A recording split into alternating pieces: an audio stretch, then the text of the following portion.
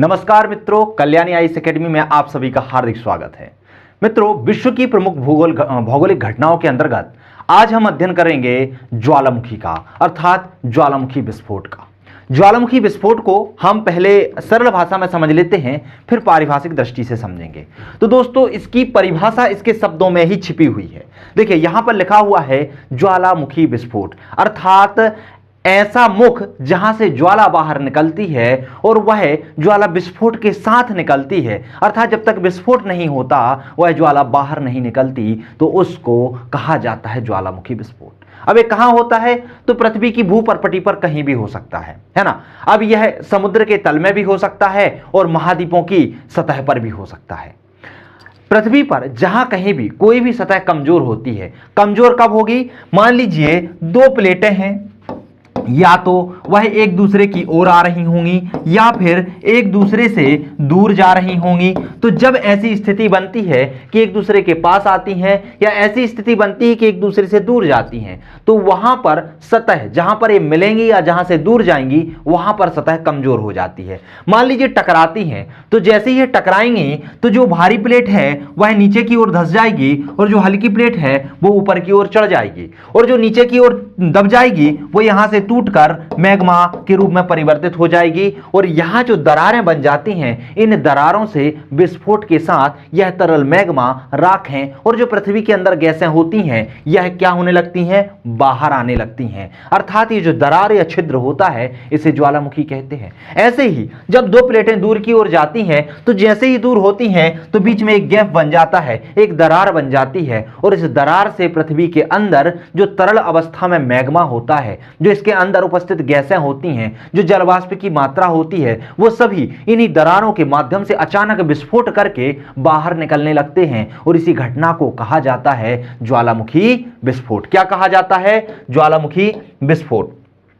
पारिभाषिक दृष्टि से देख लेते हैं कि भूपटल पर वह छिद्र और दरार जिसके माध्यम से तप्त गैस, तरल लावा, राख एवं जलवाष्प आदि का निर्गमन होता है, आदि बाहर निकलती हैं, उस छिद्र को, उस दरार को ज्वालामुखी कहा जाता है। ज्वालामुखी में एक शब्दावली आती है जिसे कहते हैं क्रेटर। क्रेटर क्या होता है? तो ज्वालामुखी क्या होती है? एक शंकुनुमा होती है और इस पर एक कीपनुमा आकृति होती है, जहां से तरल मैग्मा बाहर की ओर निकलता रहता है। तरल मैग्मा कहां से आता है? पृथ्वी के अंदर से आता है, जो इसकी मेंटल वाली सतह में होता है। कंफ्यूज मत होना कि सर मेंटल वाला शब्द कैसे ले रहे हैं। मेंटल मतलब पागल नहीं होता। पृथ्वी के अंदर तीन सतह होती हैं। सबसे ऊपरी वाली सतह परपटी कहलाती है, उसके अंदर वाली सतह मेंटल कहलाती है, और सबसे अंदर वाली सतह को क्रोड कहा जाता है। जब आप पृथ्वी की आंतरिक संरचना का अध्ययन करेंगे तो वहां पर देखेंगे कि गहराई पर जाते जाते इन सतहों की प्रकृति बदलती जा रही है। अंदर जाने पर दाब भी बढ़ता है, ताप भी बढ़ता है, लेकिन भारी तत्वों की मात्रा भी बढ़ती जाती है। ऊपर की सतह सिलिकॉन और एल्यूमिनियम से बनी होती है, मेंटल वाली सतह सिलिकॉन और मैग्नीशियम से बनी होती है, और अंदर वाली सतह जिसे क्रोड कहा जाता है, यह निकेल और आयरन से मिलकर बनी होती है। अर्थात अंदर की ओर जाने पर भारी तत्वों की मात्रा बढ़ती जाती है। जब ये ज्वालामुखी का विस्फोट होता है तो अंदर क्या है? जो भी खनिज होते हैं, जो भी तत्व होते हैं, जो भी चट्टानें होती हैं, वह तरल अवस्था में होती हैं, और तरल अवस्था में होंगी तो ये क्या होंगी? इधर उधर चलती रहेंगी, और जहां भी पृथ्वी पर कमजोर सतह या दरार समझ में आएगी, वह उस दरार के माध्यम से या उस कमजोर सतह के माध्यम से बाहर निकलने लगेगी। और जहां कहीं से ये लावा, ये गैसें, ये जलवाष्प, ये धूल के कण बाहर निकलते हैं, उसी को कहा जाता है ज्वालामुखी। और जिस मुंह से बाहर निकलते हैं, उस मुंह को कहा जाता है क्रेटर। क्या कहा जाता है? क्रेटर। ध्यान रखिएगा, ज्वालामुखी विस्फोट हुआ, क्रेटर का निर्माण हुआ, लेकिन मान लीजिए ज्वालामुखी शांत हो गया, इससे लावा निकलना बंद हो गया, बहुत समय बीत गए, कई वर्षों बीत गए। तो बहुत समय बीत जाने के बाद इसका जो अंदर वाला मुंह है, ये जो नली है जो लावा या मैग्मा को बाहर लाती है, वह बंद हो जाती है। और जब यह बंद हो जाती है तो यह एक झील का आकार ले लेती है, और बरसात के टाइम में इसमें पानी भर जाता है, और पानी भर जाने के कारण एक झील बनती है जिसे कहा जाता है क्रेटर झील। क्या कहा जाता है?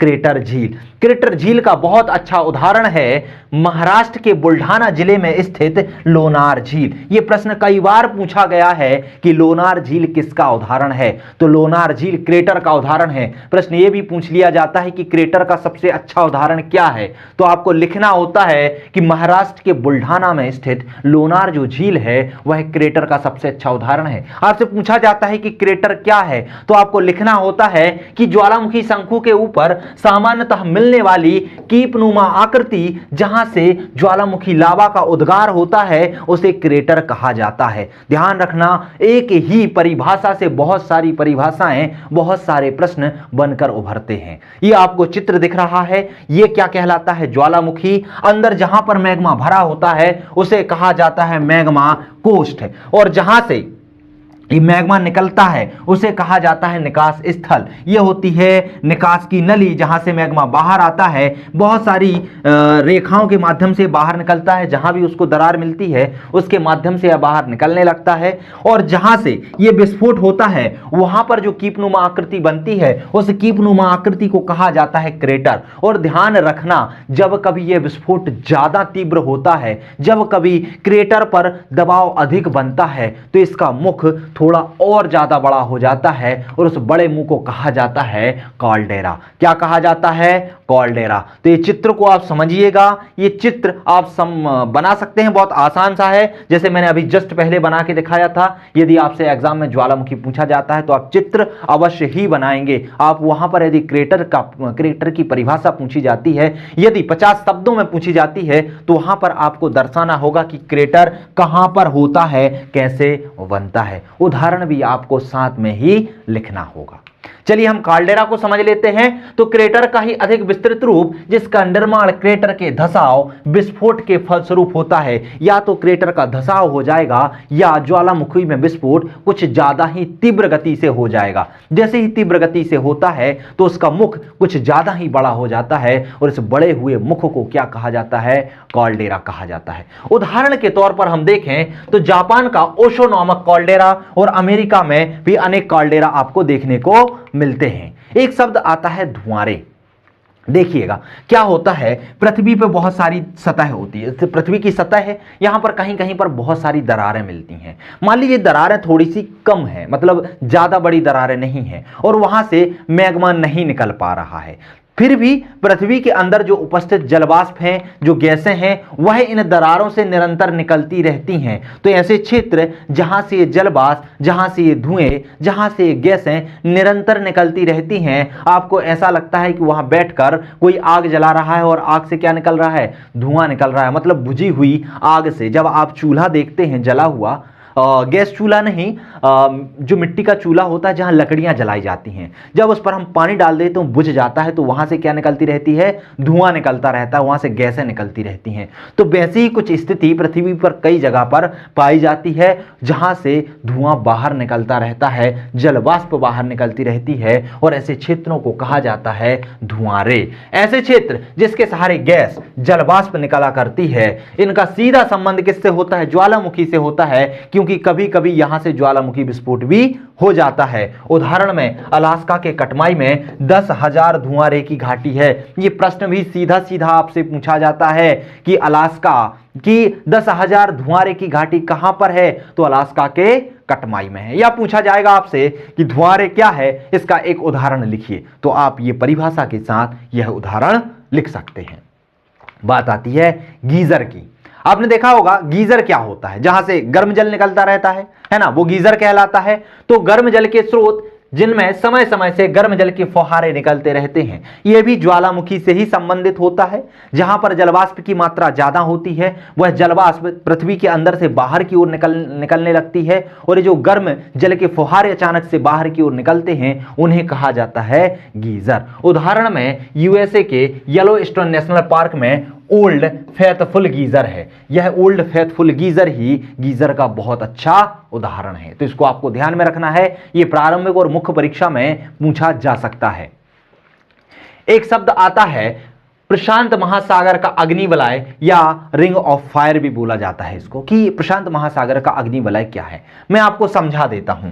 देखिए क्या होता है कि बहुत सारे ज्वालामुखी कहां पर जन्म लेते हैं, बहुत सारे ज्वालामुखी जो जन्म लेते हैं वह जन्म लेते हैं जहां पर दो चट्टानें टकरा रही होती हैं। क्या होती हैं? दो चट्टानें टकरा रही होती हैं। समझने का प्रयास करना। मान लीजिए एशिया वाला भाग है, ये उत्तर अमेरिका वाला भाग है, ये दक्षिण अमेरिका वाला भाग है। यहां पर बीच में प्रशांत महासागरीय प्लेट है। आपको पता है कि उत्तर अमेरिका इस ओर चल रहा है, दक्षिण अमेरिका भी इस ओर चल रहा है।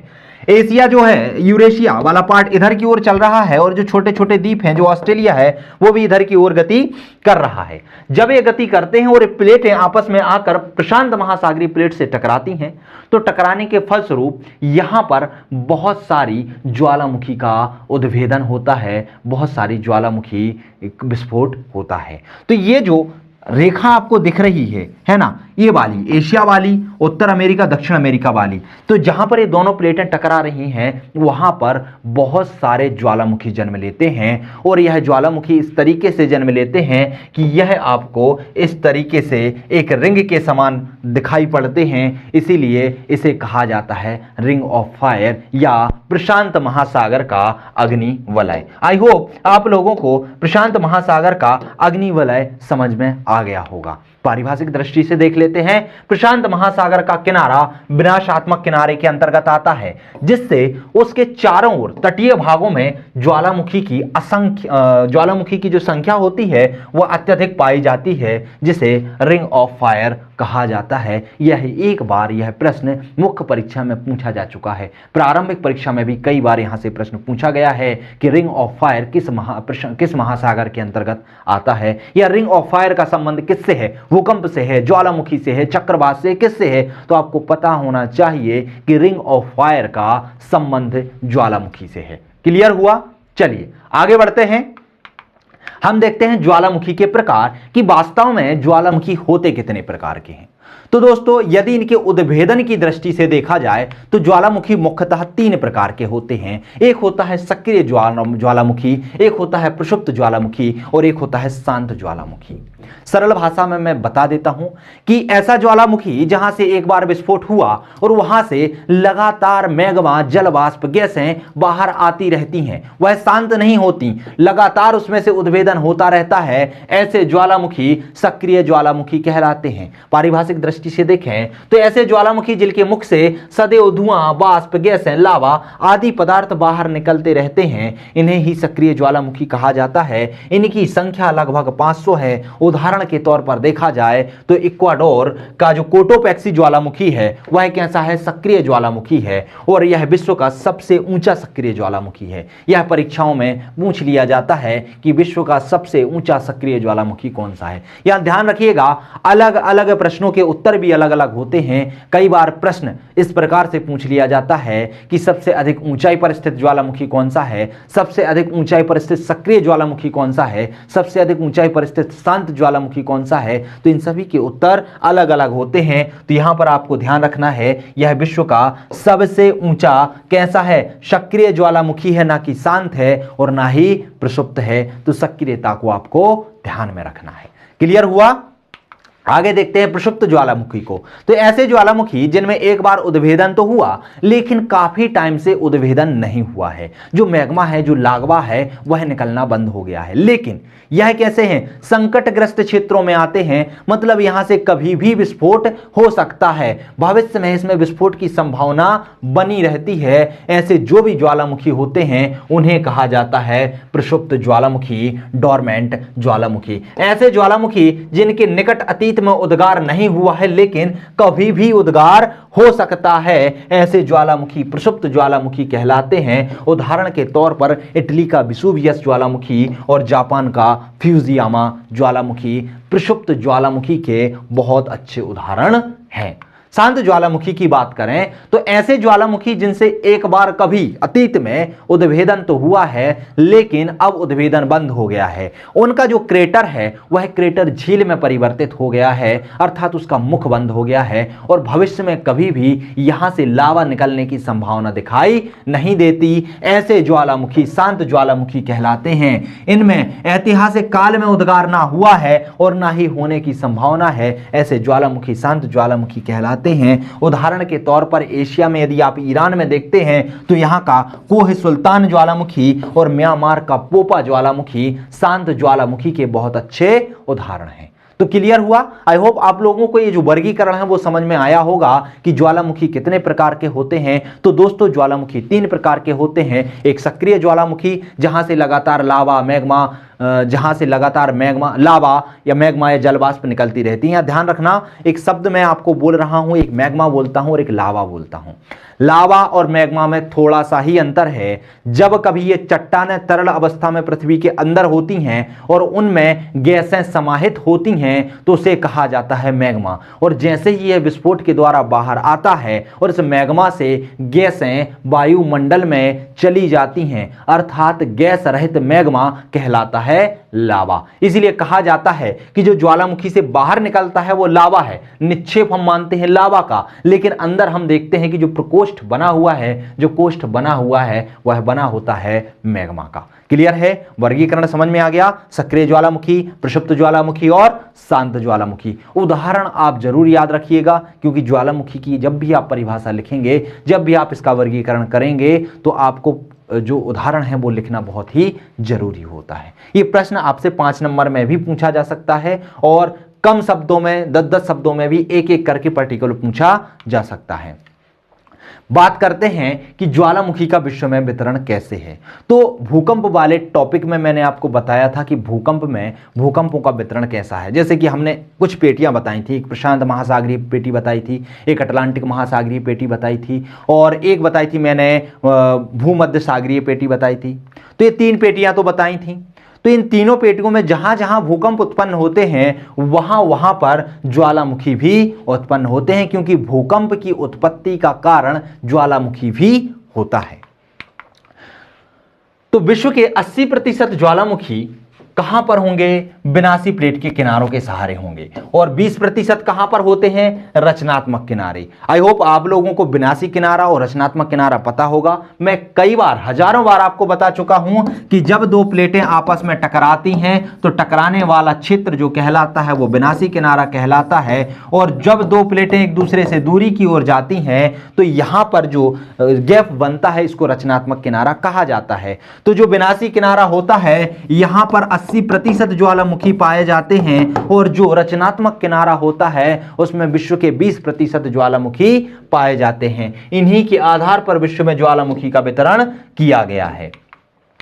तो ज्वालामुखी का वितरण 4 आधार पर किया गया है। एक परिप्रशांत महासागरीय पेटी, दूसरा है मध्य महाद्वीपीय पेटी, तीसरा है मध्य अटलांटिक पेटी और चौथा है अंतर प्लेट ज्वालामुखी। मतलब कुछ प्लेटों के अंदर ज्वालामुखी होते हैं। तो एक वो वाला भाग है, एक मध्य अटलांटिक पेटी। आपको पता है कि अटलांटिक महासागर ऐसा आकृति का है, यहां पर यूरोप है, यहां पर अफ्रीका है, यहां पर उत्तर अमेरिका है और यहां पर दक्षिण अमेरिका है। अर्थात इनके बीच में जो अटलांटिक महासागर है यह रचनात्मक प्लेट के अंतर्गत आता है, क्योंकि जो यूरोप है वह इस ओर जा रहा है, जो अफ्रीका है वह इस ओर जा रहा है, जो उत्तर अमेरिका है वह इस ओर जा रहा है और जो दक्षिण अमेरिका है वह इस ओर जा रहा है। तो जब ये किनारे एक दूसरे से दूरी की ओर जाते हैं तो अटलांटिक महासागर का निर्माण ही वास्तव में इन प्लेटों के दूर जाने के परिणाम स्वरूप हुआ है, और यहां पर रचनात्मक प्लेट कहलाता है। यह जो किनारा है वो रचनात्मक प्लेट कहलाता है, क्योंकि गैप होने के कारण पृथ्वी के अंदर से तप्त मैग्मा लावा बाहर आया और यहां पर कटकों का निर्माण किया, और अटलांटिक महासागर के अंदर जितने भी कटक पाए जाते हैं वह मुख्यतः ज्वालामुखी उद्गार के द्वारा बने हुए कटक ही होते हैं। तो क्लियर है, यह मध्य अटलांटिक पेटीय कटक है, किनारा कहलाता है। एक महाद्वीपीय पेटी होता है, आपको पता है मैंने बताया था कि भूमध्य सागर से लेके ऊपर यूरोप है, नीचे अफ्रीका है, यहाँ पर एशिया है, यहाँ पर भारत आ जाता है। तो हिमालय वाला जो क्षेत्र होता है यहाँ पर जो क्षेत्र ये ऐसे निकल जाता है भूमध्य सागर से होते हुए, ये कहलाता है मध्य महाद्वीपीय किनारा। और प्रशांत महासागर मैंने अभी आपको बताया था कि उत्तर अमेरिका, मान लीजिए उत्तर अमेरिका है, सॉरी यहां पर नहीं, यहां पर एशिया मान के चलेंगे, ये एशिया वाला भाग है, ये ऑस्ट्रेलिया वाला भाग है, यहां उत्तर अमेरिका आ जाएगा, यहां दक्षिण अमेरिका आ जाएगा। तो इसके बीच में जो प्रशांत महासागरीय किनारा होता है, प्लेटें होती हैं, यहां पर ये दोनों प्लेटें टकराती हैं, अर्थात यह किनारा विनाशी किनारे के अंतर्गत आता है, और यहां पर जो ज्वालामुखी जन्म लेती हैं वह विश्व की 80% ज्वालामुखी होती हैं। ठीक है, 80% ज्वालामुखी इसी किनारे के अंतर्गत भाग लेती हैं। अर्थात विश्व की 2/3 ज्वालामुखी परिप्रशांत महासागरीय महासागरीय प्लेटी के अंतर्गत आती हैं, यह ज्वालामुखी इसी के सहारे आते हैं। मध्य महाद्वीपीय प्लेटी, यहाँ यूरेशियाई, अफ्रीका, इंडियन प्लेट का अभिसरण क्षेत्र है। मैंने अभी बताया आपको कि यहाँ पर क्या है, यूरेशियाई प्लेट, अफ्रीकन प्लेट और इंडो ऑस्ट्रेलियन इंडियन प्लेट टकराती है, अभिसरण क्षेत्र है। मध्य अटलांटिक में यह मेखला रचनात्मक किनारे के अंतर्गत आती है और रचनात्मक किनारे के अंतर्गत आने के कारण इसमें ज्वालामुखी का जन्म होता है। और जो अंतरा प्लेट है, इसका कारण माइक्रोप्लेट गतिविधियों एवं गर्भ स्थल संकल्पनाओं को माना जाता है। तो वितरण आप लोगों को समझ में आया कि विश्व में ज्वालामुखी का वितरण किस तरीके से है। सरल भाषा में मैंने आपको बता दिया है, चित्रों के माध्यम से मैं भी आपको बता चुका हूं। चलिए बात करते हैं ज्वालामुखी के प्रभाव का, कि वास्तव में ज्वालामुखी का मानव पर और प्रकृति पर किस प्रकार का प्रभाव पड़ता है। तो दोस्तों, ज्वालामुखी एक प्राकृतिक आपदा है। आपदा क्या कहलाती है? जिसमें बहुत सारी जान माल की हानि होती है। जब कभी भी ज्वालामुखी विस्फोट होता है, मैक्सिमम आपको पता है कि ज्वालामुखी कहां पर जन्म लेंगे, या तो पहाड़ों पर जन्म लेते हैं या फिर सागर और जहां पर स्थल मिल रहे होते हैं वहां पर जन्म लेते हैं। तो जब भी ज्वालामुखी विस्फोट होगा तो वहां से क्या निकलेगा? एक तो विस्फोट होता है अचानक से, तो वहां से जो बड़े बड़े पत्थर होते हैं वो दूर दूर फेंकते हैं। दूसरा, यहां से तप्त मैग्मा लावा के रूप में बाहर आता है, बहुत सारी गैसें निकलती हैं। और जब ये गैसें निकलती हैं, जब ये लावा बहता है, गर्म लावा जहां जहां से होता हुआ जाता है, उसके मार्ग में जो भी आता है, चाहे जंगल आए, चाहे घर आए, चाहे पेड़ आए, पौधे आए, कुछ भी आए, वो सबको जलाते हुए आगे निकल जाता है। तप्त लावा आगे बढ़ने से जंगल में आग, मानवीकृत रचनाएं, कृषि क्षेत्र आदि का विनाश हो जाता है। आदि का क्या कर देता है? विनाश कर देता है। इसी के कारण कई बार जंगलों में आग भी लग जाती है। ज्वालामुखी से निकलने वाली गैसें वायु प्रदूषण, साथ ही साथ अम्लीय वर्षा का कारण भी बनती हैं। और आपको पता है कि वायु प्रदूषण से लोगों को कितनी सारी बीमारियां होती हैं। अम्लीय वर्षा से यहां तक कि विश्व धरोहर स्थलों को भी हानि हो रही है, लोगों को भी बहुत सारी स्वास्थ्य संबंधी समस्याएं जन्म लेती हैं, स्वास्थ्य संबंधी समस्याओं का सामना करना होता है। ज्वालामुखी भूकंप का, सुनामी जैसी आपदाओं के उद्भेदन का भी कारण बनता है। क्योंकि जब मैंने आपको भूकंप पढ़ाया था, जब मैंने आपको सुनामी पढ़ाई थी, तो उसमें बताया था कि इनके उद्भेदन में, इनकी उत्पत्ति में ज्वालामुखी भी बहुत महत्वपूर्ण भूमिका निभाती है। इसके उद्भेदन से जनधन की अपार क्षति होती है, वो तो होती ही है, क्योंकि जो लोग ज्वालामुखी के क्षेत्रों में निवास करते हैं, मान लीजिए पर्वतों के नीचे वाले क्षेत्रों में रहते हैं, जब कभी भी ज्वालामुखी का उद्भेदन होता है तो वहाँ वाले लोगों को श्वास संबंधी प्रॉब्लम हो जाती है, वहाँ के लोगों को विस्थापन की समस्या का सामना करना पड़ता है, अपनी जान की हानि हो जाती है, अपनी संपत्ति की हानि हो जाती है, जो वहाँ पर फसलें होती हैं वो नष्ट हो जाते हैं, जो घर होते हैं वह नष्ट हो जाते हैं, अर्थात उन्हें बहुत ज़्यादा जान माल की हानि होती है। तो ये प्रभाव है, कुछ ही प्रभाव मैंने लिख के दिए हैं, बहुत सारे प्रभाव होते हैं, आप इसके प्रभाव पर निबंध लिख सकते हैं। तो दोस्तों, मैं सिर्फ आपको उतना ही पढ़ा रहा हूं जितना आपकी परीक्षा की दृष्टि से महत्वपूर्ण है। जितने शब्दों का आपसे प्रश्न बनेगा आप सिर्फ उतना पढ़िएगा, ज्यादा पढ़ने से कोई मतलब नहीं है, क्योंकि मुख्य परीक्षा में पास होने का सबसे प्रमुख कारण ही ये है कि आप उतना ही पढ़ें जितना आए। क्योंकि जब आप बहुत सारा बटोर लेते हैं, बहुत सारा पढ़ने का प्रयास करते हैं, तो जो चीज़ें आपके एग्जाम की दृष्टि से महत्वपूर्ण होती हैं आप उन्हें भूल जाते हैं, उन्हें स्किप कर देते हैं, और जो अनर्गल चीज़ें होती हैं जिनका कोई सेंस नहीं होता, आप वो चीज़ें पढ़ते हुए जाते हैं, पढ़ते जाते हैं, पढ़ते जाते हैं, और उनके पढ़ने से कुछ मतलब नहीं निकलता है। इसलिए आप सिलेबस को ध्यान रखिए। हमारी वीडियो में एक सबसे अच्छी बात यही है कि आपको पहले सिलेबस का अध्ययन कराया जाता है और फिर सिलेबस के अकॉर्डिंग ही जितने शब्दों के प्रश्न पूछे जाने हैं, जितने नंबर के प्रश्न पूछे जाते हैं, उसी नंबर के आधार पर, उन्हीं शब्दों के आधार पर पूरा का पूरा सिलेबस डिजाइन किया गया है, पूरे के पूरे टॉपिक डिजाइन किए गए हैं। आपको हम उतना ही पढ़ाएंगे जितना आपको याद हो सके, उसी भाषा में पढ़ाएंगे जिस भाषा में आपको याद हो सके, और उसी आधार पर पढ़ाएंगे जिससे आपको अधिक से अधिक नंबर मिल सके। चलिए अब हम बात करते हैं ज्वालामुखी आपदा से बचने के उपाय। तो देखिए दोस्तों, ज्वालामुखी एक प्राकृतिक घटना है, एक प्राकृतिक आपदा है, और ज्वालामुखी जब विस्फोट होता है तो ज्वालामुखी विस्फोट को सामान्यतः आदमी रोक नहीं सकते, व्यक्ति रोक नहीं सकता, है ना। तो हम क्या कर सकते हैं? ना तो इसके प्रभाव को कम कर सकते हैं, हाँ इसके प्रभाव से होने वाली हानि को हम जरूर कम कर सकते हैं। कुछ सतर्कताएं हम इस तरीके से बरत सकते हैं कि इससे जो जान माल की हानि होने वाली है वह कम से कम हो। क्योंकि जितनी भी बड़ी बड़ी प्राकृतिक आपदाएं, चाहे आप सुनामी की बात करें, चाहे आप ज्वालामुखी की बात करें, चाहे आप भूकंप की बात करें, चाहे आप चक्रवात की बात करें, चाहे आप बाढ़ की बात करें, बहुत सारी प्राकृतिक आपदाएं होती हैं। इन आपदाओं से बचा नहीं जा सकता। हाँ, इन आपदाओं के प्रभाव को कम जरूर किया जा सकता है, इन आपदाओं को खत्म नहीं किया जा सकता। इन आपदाओं से होने वाली क्षति को, होने वाली जान और माल की हानि को कम किया जा सकता है। तो कैसे करेंगे हम देख लेते हैं। तो इसके प्रभाव को कम करने के लिए हम कुछ भागों में बांट के चलते हैं। जैसे कि एक उद्गार के पहले कुछ आपको सावधानियां बरतनी होंगी। आपको पता है कि मान लीजिए आप पहाड़ी क्षेत्र में रह रहे हैं, आपको पता है कि यहां पर ज्वालामुखी का उद्भेदन होता है, आपको पता है कि यहां पर कौन सा ज्वालामुखी सक्रिय है, प्रक्षुब्ध है कि शांत है। उस आधार पर आप एक पहले जब उद्गार नहीं हुआ, मान लीजिए कोई प्रसुप्त ज्वालामुखी है, उद्गार नहीं हुआ, तो उसके पहले ही आप सतर्कता बरतेंगे, क्योंकि आपको पता है कि आपका जो क्षेत्र है वो संवेदनशील क्षेत्र के अंतर्गत आता है। दूसरा, उद्गार के खतरे के समय, मान लीजिए उद्गार हुआ तो उस समय आप क्या क्या सावधानियां बरतेंगे। दूसरा, उद्गार के दौरान, अब उद्गार हो गया उस वक्त क्या करेंगे। और एक होता है उद्गार के पश्चात, अब उद्गार हो चुका है और अब बाद की रणनीति आपको क्या करनी है। मान लीजिए उद्गार होने के बाद ज्वालामुखी शांत हो गया, तो उसके बाद की क्या रणनीतियां होनी चाहिए, तो उसको हमने कई भागों में बांटकर पढ़ रहे हैं। पहला, उद्गार के पहले आप क्या क्या करेंगे। तो आप अपने घर के सदस्यों के साथ साथ बचाव हेतु स्थान छोड़े जाने का अभ्यास करेंगे। क्या करेंगे, अभ्यास करेंगे। क्योंकि जब आपात की स्थिति आती है, आपको कुछ समय पहले ही पता चलता है कि एकदम ज्वालामुखी विस्फोट हुआ है। ज्वालामुखी विस्फोट होता है, लावा को थोड़ा सा उतरने में समय लगता है, लेकिन जैसे वो नीचे की ओर आता है तो आपको एक अभ्यास करना चाहिए कि आप घर को छोड़कर भाग सकें उस समय। डेली तो आप, ऐसा तो है नहीं कि कभी भी भाग जाएंगे, जैसे ही उद्गार होगा तभी भागेंगे। तो आपको यह अभ्यास निरंतर करना चाहिए कि यदि ज्वालामुखी जैसे ही विस्फोट होता है तो आप क्या सही सलामत, क्या जरूरी चीजों को बटोर कर भाग सकते हैं वहां से। तो पहले हमें इसका अभ्यास करना चाहिए। दूसरा, आपातकालीन योजनाएं बनाएं जिसमें पशुधन भी शामिल हों। इस तरीके की योजनाएं बनानी चाहिए कि आप तो अपनी जान बचा ले, साथ ही साथ क्या आप अपने पशु पक्षियों की जान बचा पा रहे हैं कि नहीं। तो इस तरीके की आपको योजना बनानी चाहिए। उद्गार के खतरे के समय स्थानीय रेडियो केंद्रों को सुने ताकि आवश्यक निर्देश प्राप्त हो सकें, क्योंकि जितने भी निर्देश हैं आपको रेडियो के माध्यम से ही दिए जा सकेंगे। तो आपको क्या करना है, उस वक्त रेडियो को बहुत ध्यान से सुनना है, ताकि सरकार या आपदा प्रबंधन जो समिति है वो आपको यदि कोई निर्देश देती है तो आप उनको अच्छे से सुन सकें और उनका पालन कर सकें।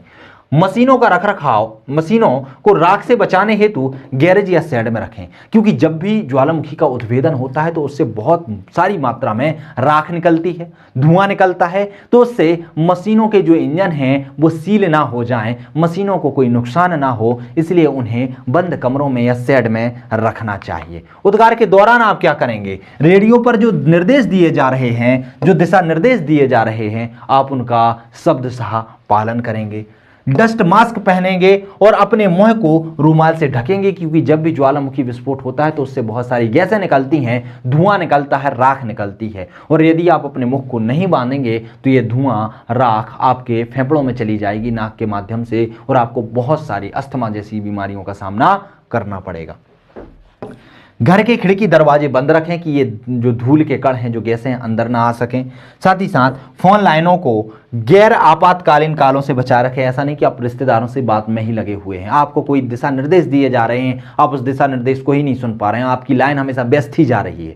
तो इस वक्त आपकी जो फोन लाइन है उसको अन्य कालों पर व्यस्त नहीं रखना है, स्वतंत्र रूप से उसको आपातकालीन सूचनाओं को सुनने के लिए रखना है। उद्गार के पश्चात क्या करेंगे, तो छत एवं मोटरों से राख को साफ करेंगे। अब मान लीजिए जब शांत हो गया ज्वालामुखी तो जो राख है वायुमंडल में वह छत पर आके गिर जाएगी, कुओं में भर जाएगी। आपको तो पहले कुओं को ढक के ही रखना है। अब मान लीजिए जिससे ढका हुआ है उसके ऊपर राख जम जाती है, शेडों के ऊपर राख जम जाती है, आपके छतों पर, आपके घरों पर राख जम जाती है। यदि आप इसको साफ नहीं करेंगे तो छत कमजोर हो जाएंगे, छत के टूटने की भी संभावना बनी रहेगी। तो आप क्या करेंगे, छत एवं गटरों से राख को साफ करेंगे।